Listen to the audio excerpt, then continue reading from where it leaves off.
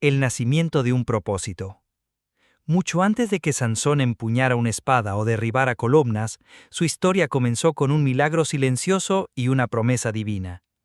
En los tiempos antiguos, cuando Israel volvía a alejarse de Dios y caía bajo el yugo de sus enemigos, los filisteos dominaban la región con crueldad. El pueblo había dejado de buscar a Dios y la opresión era el resultado. Pero incluso en el silencio, Dios estaba obrando. Había un hombre de la tribu de Dan llamado Manoa, y su esposa era estéril. No podían tener hijos. Sin embargo, un día, el ángel del Señor se le apareció a la mujer y le dio un mensaje que cambiaría la historia de Israel. Tú eres estéril, le dijo, pero concebirás y darás a luz un hijo. No sería un hijo cualquiera. Este niño sería nazareo desde su nacimiento, consagrado a Dios. No debería cortarse el cabello, ni beber vino, ni tocar cosa inmunda. Sería apartado para un propósito: comenzar la liberación de Israel del poder de los filisteos. La mujer corrió a contarle a su esposo. Manoa, desconcertado pero creyente, oró al Señor y pidió que el ángel volviera, para que le enseñara cómo debían criar al niño. Y Dios lo escuchó. El ángel regresó. Manoa le ofreció alimento, pero el ángel se negó. En lugar de eso, pidió un sacrificio al Señor. Cuando el fuego del altar subió al cielo, el ángel ascendió en medio de las llamas. Manoa y su esposa cayeron rostro en tierra, maravillados. Sabían que habían visto al mensajero de Dios. Pasaron los meses, y tal como Dios había prometido, la mujer dio a luz un niño, y lo llamó Sansón. Desde pequeño el Espíritu de Dios comenzó a manifestarse en él. No era solo fuerza física, sino una fuerza espiritual que lo impulsaba a cumplir su destino. Sansón creció y con el tiempo comenzó a mostrar un carácter impulsivo, fuerte, decidido, pero también temperamental. Fue un hombre con un llamado divino, pero con luchas humanas profundas. Cuando era joven, bajó a Timnat y vio a una mujer filistea. Se encaprichó con ella y volvió a casa para pedirla como esposa. Sus padres se opusieron. ¿Por qué una mujer del enemigo?, le preguntaron. Pero Sansón insistió. Lo que ellos no sabían es que Dios estaba detrás de todo, porque, a través de este matrimonio, comenzaría el conflicto entre Sansón y los filisteos. En el camino hacia Timnat, Sansón fue atacado por un león joven. Con sus propias manos, sin armas, lo desgarró como a un cabrito, pero no le dijo nada a nadie. Después, al volver por el mismo camino, encontró el cadáver del león y dentro había un panal de abejas con miel. Tomó un poco y la comió. Fue algo simbólico. De la muerte sacó dulzura. Como si Dios le recordara que, aún en sus batallas, él estaría ahí. Sansón finalmente se casó con la mujer filistea. En la fiesta de bodas propuso un enigma a los invitados. Si lo resolvían, les daría 30 vestidos. Si no, ellos debían dárselo a él. Pero la esposa de Sansón, presionada por sus parientes, le sacó la respuesta y se la reveló a ellos. Cuando Sansón descubrió la traición, se encendió en ira. Bajó a otra ciudad, derrotó a 30 hombres y tomó sus ropas para pagar su apuesta. Humillado y traicionado, dejó la celebración y regresó a casa de sus padres. Mientras tanto, su esposa fue dada a otro hombre por el suegro.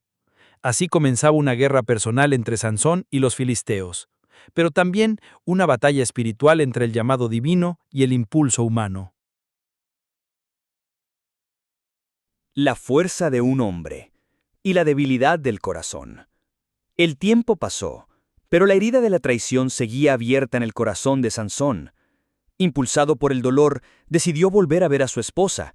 Llevaba consigo un cabrito, una especie de ofrenda de reconciliación. Pero al llegar, su suegro le negó la entrada. «Ya no es tu esposa», le dijo. «La entregué a otro. Pensé que la habías rechazado». El corazón de Sansón se llenó de furia. Fue entonces cuando hizo algo inesperado. Capturó 300 zorros, los ató de 2 en 2 por las colas y colocó antorchas encendidas entre ellas. Luego los soltó en los campos de los filisteos. Los trigales, los viñedos, los olivares, todo fue consumido por el fuego. Los filisteos, al enterarse de lo sucedido, quemaron a la esposa de Sansón y a su padre. La violencia había alcanzado un nuevo nivel. Sansón, herido en lo más profundo, juró venganza. Se retiró a la cueva de la peña de Etam. Pero los filisteos subieron y exigieron a los hombres de Judá que lo entregaran. 3000 hombres de su propio pueblo bajaron hasta Sansón. no para defenderlo, sino para entregarlo. ¿No sabes que los filisteos nos dominan?, le dijeron. Sansón aceptó entregarse, con una condición: que ellos no lo mataran. Lo ataron con cuerdas nuevas y lo llevaron al campamento enemigo.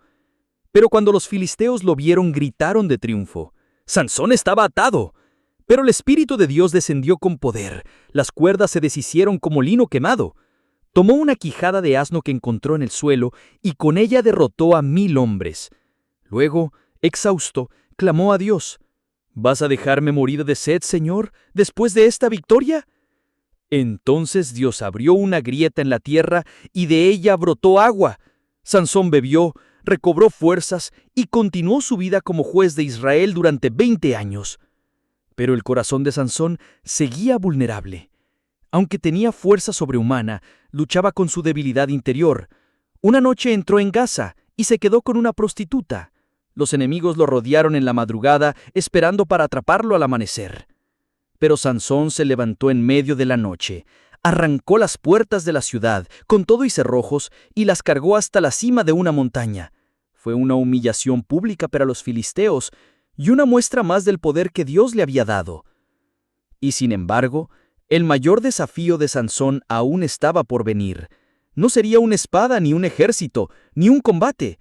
Sería una mujer. Su nombre era Dalila. Sansón se enamoró de ella profundamente, pero lo que él no sabía es que Dalila había sido sobornada por los líderes filisteos. Cada uno le ofreció dinero si lograba descubrir el secreto de la fuerza de Sansón. Y así comenzó el juego. ¿Cuál es el secreto de tu fuerza?, le preguntó Dalila con dulzura. Sansón jugó con ella. Le dijo que si lo ataban con cuerdas nuevas, perdería su fuerza. Ella lo intentó mientras él dormía y luego gritó: ¡Sansón! ¡Los filisteos vienen! Pero él rompió las cuerdas como si fueran hilos. Dalila insistió una y otra vez, día tras día. Sansón le daba una versión diferente cada vez y ella seguía probando. Finalmente, su insistencia desgastó el alma de Sansón. «Si me amaras de verdad, me dirías la verdad», le decía, hasta que un día Sansón cayó. Le abrió su corazón. «Desde mi nacimiento, soy nazareo. Nunca se ha pasado navaja sobre mi cabeza. Si me cortan el cabello, perderé mi fuerza y seré como cualquier otro hombre». Dalila supo que esta vez era verdad. Esperó a que Sansón durmiera sobre sus rodillas y llamó a un hombre para que le cortara las 7 trenzas de su cabello. Cuando despertó, ella gritó de nuevo: «¡Sansón! ¡Los filisteos vienen!». Él se levantó pensando que podría defenderse como antes, pero no sabía que el Espíritu de Dios se había apartado de él. Y así fue. El hombre más fuerte que jamás había existido fue vencido. El final de un gigante. Sansón se levantó, como tantas otras veces, dispuesto a enfrentarse a sus enemigos. Pero esta vez era diferente. El Espíritu de Dios ya no estaba con él. Los filisteos lo capturaron sin dificultad. Lo encadenaron, le sacaron los ojos y lo llevaron preso a Gaza. El hombre que una vez humilló a todo un ejército, ahora caminaba a tientas, ciego, empujado por sus enemigos. Fue forzado a moler grano en una prisión como un esclavo. El campeón de Israel ahora era una burla en manos de los filisteos. Pero aún en medio de su humillación, algo comenzó a cambiar. La Biblia dice que el cabello de Sansón empezó a crecer nuevamente. Dios no había terminado con él. Pasó el tiempo. Los filisteos organizaron una gran celebración en el templo de Dagón, su dios. Habían reunido a miles de personas, líderes, nobles y espectadores comunes. Todos estaban ahí para rendir culto a su ídolo, creyendo que Dagón les había entregado a Sansón. «¡Traed a Sansón!», gritaron. «Queremos divertirnos con él». Trajeron al ciego, humillado y debilitado Sansón. Lo pusieron en medio del templo. Un niño lo guiaba de la mano. Y en ese momento, Sansón oró. Por primera vez en mucho tiempo, no pidió venganza, no pidió gloria, solo pidió fuerza una vez más para honrar a su Dios. «Señor soberano, acuérdate de mí. Fortaléceme solo una vez más, para que con esta última acción pague por los enemigos que se burlaron de ti. Sansón pidió que lo colocaran entre las 2 columnas principales que sostenían el templo. Apoyó sus manos en ellas, una a la derecha, otra a la izquierda. Respiró profundo y gritó: «¡Muera yo con los filisteos!». Con toda su fuerza empujó las columnas. El templo entero se estremeció y entonces colapsó. Miles murieron ese día, incluyendo los líderes filisteos. Sansón también murió, pero su último acto fue su más grande victoria.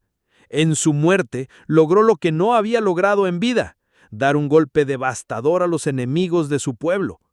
Fue sepultado por su familia en la tumba de su padre, Manoá. Y así terminó la vida de uno de los jueces más contradictorios, poderosos y humanos de toda la historia bíblica. Sansón fue un hombre apartado desde el vientre, lleno del poder de Dios, pero también marcado por sus debilidades. Tuvo fuerza física como nadie más, pero su corazón vaciló entre la obediencia y la tentación. Y sin embargo, Dios nunca lo abandonó. Aún en su caída, aun cuando todos lo dieron por perdido, hubo redención. Esta es la enseñanza más poderosa de su historia. Dios puede usar incluso nuestros errores para cumplir su propósito. A veces creemos que nuestros fracasos son el final, pero para Dios pueden ser el inicio de algo mayor. Sansón no fue perfecto, pero fue valiente. Cayó, pero se levantó. Fue quebrado, pero al final volvió su rostro al cielo. Y tú también puedes hacerlo. No importa cuán lejos hayas caído, Dios aún puede usarte. Porque no es por fuerza, ni por poder humano, sino por el Espíritu de Dios.